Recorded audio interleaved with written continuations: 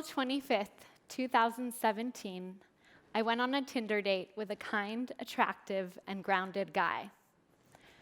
That one date changed my life exponentially for the better, as we soon became partners, and he's now in the audience listening as I share with you about the unintended consequences of online dating. Online dating is a mixed bag. You can use the technology as a tool for your highest intentions, or it can use you, turning you into an addicted, obsessive, and sex-crazed mess. Online dating is no longer a stigmatized way of meeting. Instead, 49 million people have tried it, and it's now the most common way people meet their spouse. Your options now to find a life partner have increased substantially, and with it, an array of challenges and confusions have come. For example, people might say, should I go on Match.com or find a matchmaker? How sexy should my photos be? Should I wait for them to message me, or should I message them first? I see that they've logged in recently, but I haven't heard back from them. What does that mean? How many people should I date at once? On top of that, I find women will say to me, there's either no attractive men online, or sometimes they'll say something like this. I just met this amazing engineer from Nigeria who professed his love to me. He just needs me to send him $50,000 so he can come back to the country and meet me. And the crazy thing is, sometimes my attractive, intelligent, successful female clients will fall for this until I help them see through the scam. But they would never fall for it in a bar. What is it about the online dating context that makes us fall for something so obvious as this? With online dating, our brains fill in the gaps to supplement the missing information from not having the person in front of us, whereas in person, we feel the other and we sense if we can trust them or not. Our default behavior online is to go unconscious and create a fantasy about this person, for better or worse. We either see this person as the answer to our deepest longings in a partner, or chopped liver, and so we can easily discard great people, or we can miss the red flags that's so absolutely essential in screening potential mates. Or picture this. I've known men who are in a great relationship with a wonderful woman who they met online, and 3 to 6 months into the relationship, they were still going online to screen potential matches. They were not messaging anyone, but they were using the dating app as a way to soothe their commitment fears. As long as they were still going online, they were keeping one foot out of their current relationship without feeling like they were breaking any rules. So the dating apps provide a way to avoid commitment. They can provide a way to avoid commitment and to avoid being fully in the relationship. And what percentage of online dating, messaging, and swiping happens while you're doing something else? For example, how many of you might be messaging and swiping right now as you're listening to a talk about the unintended consequences of online dating at a tech conference?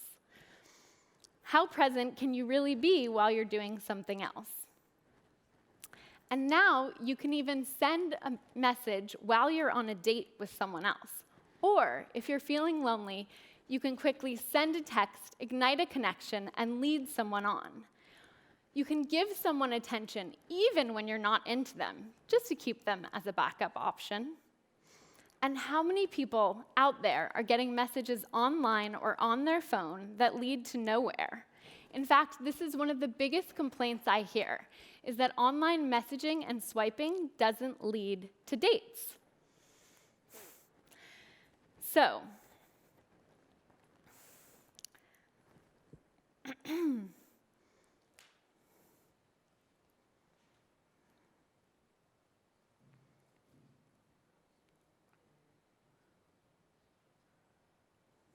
So you might be thinking to yourself, how am I going to find the right person for me?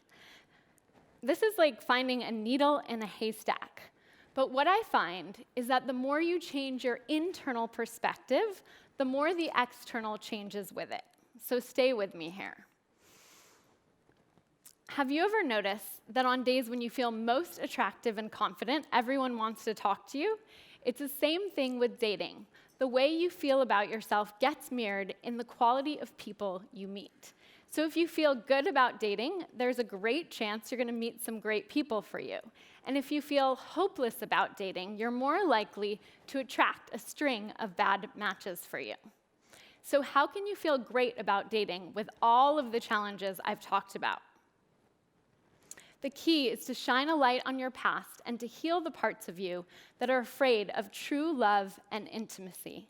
That way, it becomes much easier to say no to the people who are wrong for you and to feel good enough to attract your ideal match.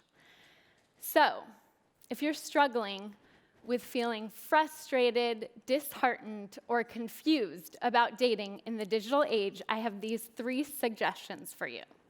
Number 1, get clear on what you're looking for. Not only will this help the universe bring you what you desire, but it'll also help you sort through the myriad options that are out there. Number 2, stop saying yes to unavailable people and stop being unavailable yourself. Do you ever find that the people who you really like don't like you, and the people who really like you, you wouldn't date in a million years? Maybe having someone who truly loves you scares you, and so it's easier to love the people who don't love you back. Which leads me to number 3, which is to heal your past. Whether it's that ex who betrayed you and broke your heart, or that relationship with your father or mother that had you believing you aren't deserving of love. When you heal your past, you can create a new future, one in which you're living your ultimate love story. So, if you're struggling with dating patterns that keep recurring over and over again, you have to do something different to get a different result. And there's nothing like another human to shine a light on your past and to show you your blind spots. So, I highly recommend finding a coach or a therapist to help you stay true to yourself. Because the apps can so easily use you. So which will it be for you? A phone-addicted attention span of a toddler in relationships, or a human being who chooses to use the technology as a tool for your highest good and to find a partner that nourishes you and enhances every area of your life? Thank you.